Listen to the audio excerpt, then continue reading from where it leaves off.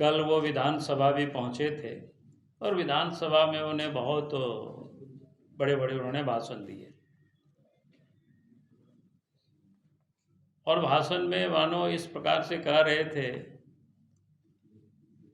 कि इन्होंने कुछ किया ही नहीं है गलत, और यहाँ तक कि वो चुनौती भी दे डाले सबको कि अगर मेरे नाम से कोई प्रॉपर्टी कोई बता दे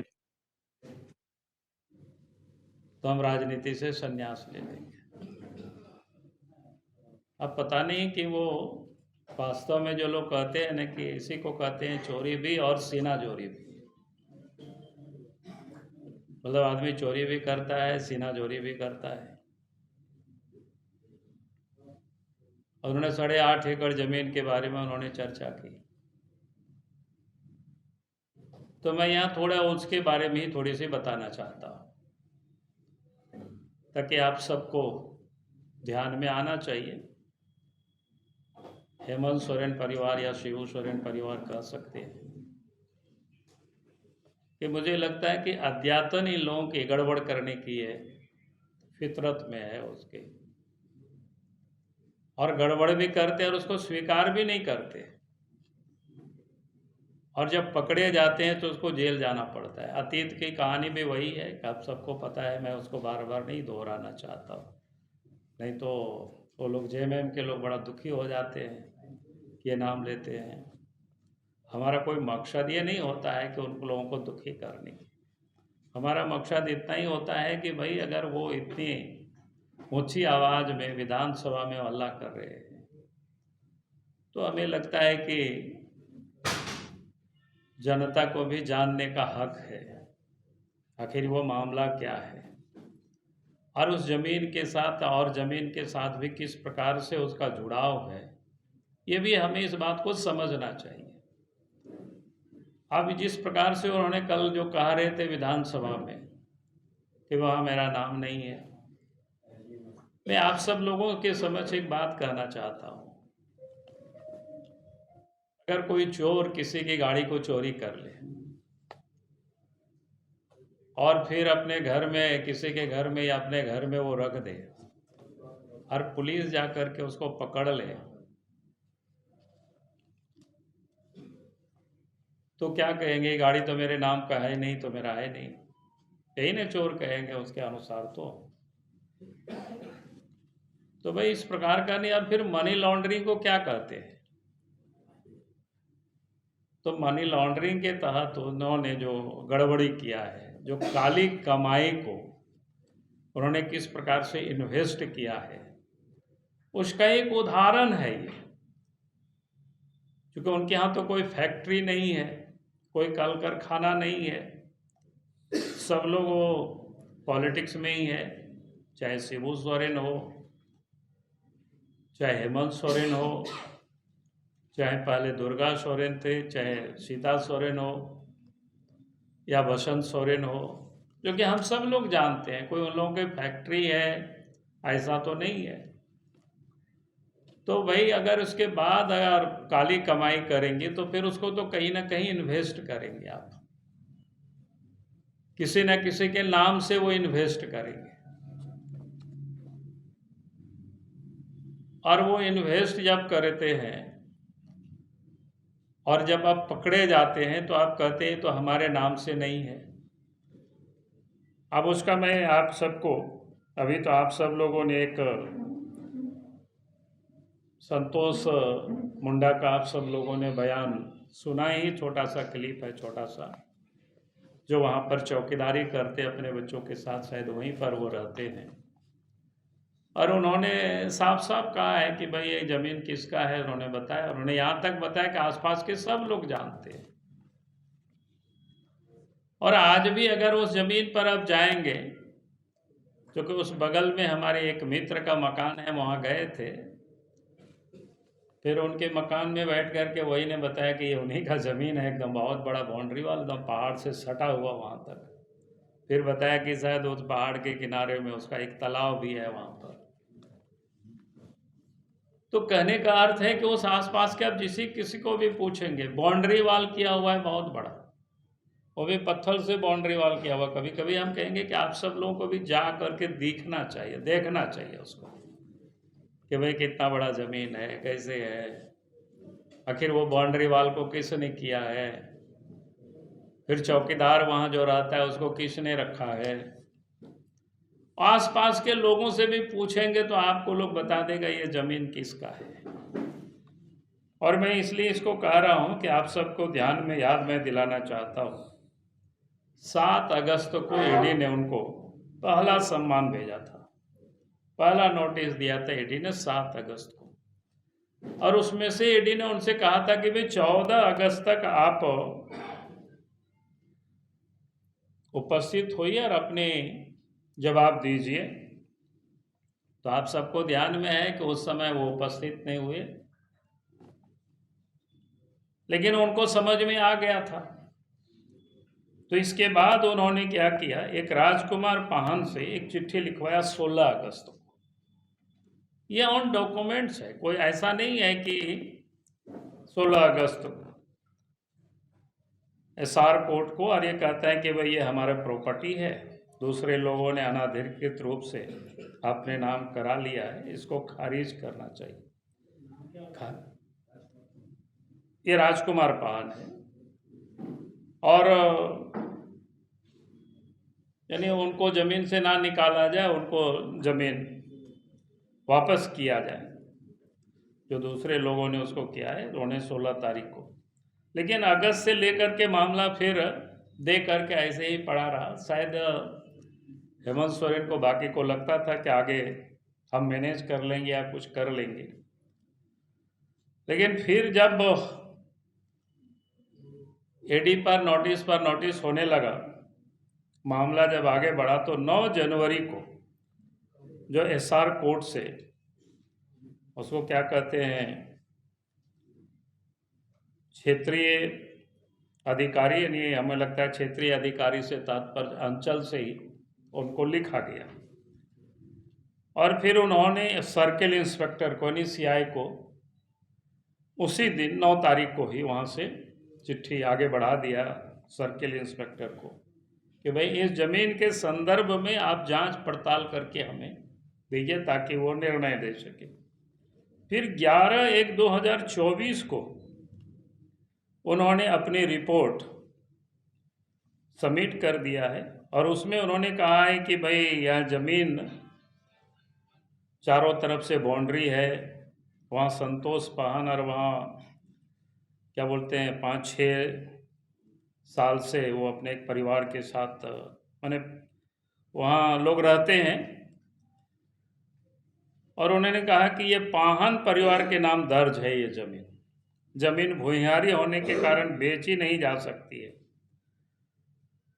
उन्होंने यह भी बताया कि पंजी 2 के अनुसार अभी यह ज़मीन 17 लोगों के नाम दर्ज है। तो ये इन्होंने 11 तारीख को रिपोर्ट दिया, वहाँ सब जांच पड़ताल करके, और उसी दिन इन्होंने रिपोर्ट को आगे भेज दिया जहाँ से आया था क्षेत्रीय पदाधिकारी को। और इसके बाद आप सबको ध्यान में होगा कि 29 जनवरी को हेमंत सोरेन जी कहाँ गए थे। आप सबको ध्यान में है कि बता देना पड़ेगा? हाँ, दिल्ली गए थे, ध्यान में है ना? तो 29 तारीख को ही एसआर कोर्ट से ये फैसला भी आ गया, और फैसला ही नहीं आया, बने क्या कहते हैं, विशेष विनियम पदाधिकारी ने जमीन को उसके खतियानी मालिक को सौंपने का आदेश पारित किया। ऑनलाइन एंट्री को भी संशोधित किया गया। मैंने इतना तेजी से, अब तो बेचारा कितना खतियान धारक रोज लोग घूमते, आप सब लोग भी जानते हैं, हम लोग के यहाँ भी लोग आते हैं कि साहब उसका कोई संशोधित नहीं करता है, और उसमें से फिर से जो पहले जमाबंदी किया गया था वो सबको हटा करके फिर से रहे। तो ये बिल्कुल स्पष्ट है, ये जमीन हेमंत सोरेन ने अपनी काली कमाई को छुपाने के लिए किसी और के नाम से इन्होंने परचेज किया। आप सब लोगों से मैं कहूँगा कि आप सब लोग उन नामों को भी ढूंढ निकालिए, नहीं तो हमको तो निकाल ले ही लेंगे। हमने प्रतुल जी को भी कहा है कि भाई वो सारे नामों को, तो कहने का अर्थ ये है कि जो व्यक्ति कह रहे हैं कि भाई हमारा उसमें कोई नाम नहीं है, नाम बता दे तो फिर हम ये करेंगे, भाई नाम रहता तो दूसरा एक्ट के तहत केस होता है, इसको क्या कहते हैं, डिसप्रपोर्शनेट जो एक्ट होता है उसके तहत उस पर कार्रवाई होती है। मैंने आय से अधिक संपत्ति के मामले में, ये काली कमाई का दूसरों के नाम से प्रॉपर्टी अर्जित करना, जैसे सेल कंपनी वगैरह लोग बनाते हैं, तो इन्होंने दूसरों के नाम से, तो ये बिल्कुल स्पष्ट है। इनको जब नोटिस दिया गया 14 तारीख तक हाजिर होने का एडी वालों ने, तो 15 अगस्त था 15 को, तो और इसलिए इनको समझ में आ गया था अगले पकड़ा जाए। जैसे पहले भी आप सबको ध्यान में है कि माइनिंग वाला भी इन्होंने यही किया था, लेकिन माइनिंग वाला अलग इशू है, ये अलग इशू है, दोनों में डिफरेंस है इशू। वो भी गलत किया था, ये भी गलत है। तो इन्होंने 14 तारीख तक हाजिर नहीं हुए, 15 अगस्त था, 16 अगस्त को इन्होंने इस राजकुमार पाहन को तैयार करके लोगों ने चिट्ठी लिखवाया, और उसके बाद फिर 9 जनवरी को उसकी जो किस तेजी के साथ, यानी 9 जनवरी को फिर वहाँ से भेजा गया अंचल को, सीआई को सीधी, और फिर 11 जनवरी को रिपोर्ट सबमिट किया गया। उसी दिन 11 जनवरी को रिपोर्ट फिर क्या कहते हैं सीओ, और उससे बाद जा कर के एसआर कोर्ट में वो दाखिल हो जाता है। और 29 तारीख को, चूँकि इनको समझ में आ गया था अब जल्दी बचने वाले नहीं हैं, और इन सारे कागजात संभवतः दिल्ली में भी मिला होगा, जो मेरे जानकारी में जितना मैंने सुना है। अभी कोई मैं स्पष्ट तो अभी क्लियर नहीं हूँ, जब कल कोर्ट वोट में जमा होगा तो शायद और पता चलेगा क्या हुआ है, लोग ये करेंगे तो ये बिल्कुल स्पष्ट है। और ये पहली दफ़ा इस प्रकार की स्थिति नहीं है, पहले भी आप लोगों के साथ मैंने प्रेस कॉन्फ्रेंस किया था, जो नाम बदल बदल करके ज़मीन लेने वाला मामला, ये भी क्या है, ये भी वही है, ताकि हम पकड़ में नहीं आ सके। इसलिए क्या कहते हैं इसको, हेमंत सोरेन ने अपना नाम को हेमंत कुमार सोरेन बना दिए। पिताजी का शिबू सोरेन था, उसमें शिव सोरेन कर दिए। भाई का दुर्गा सोरेन को दुर्गा प्रसाद सोरेन, बसंत कुमार सोरेन, पिताजी शिव सोरेन। यानी ये परिवार किस प्रकार से, कितनी चालाकी से, यानी ये समझता है बाकी लोग कुछ भी नहीं समझते होंगे, और ताकि वो कहीं पकड़ में नहीं आवे, तो इसलिए ये सारे मैनिपुलेट जिसको बोलते हैं ना, क्या अंग्रेजी में इसका क्या शब्द है, इस सब को ये करके लोगों को दिखाना।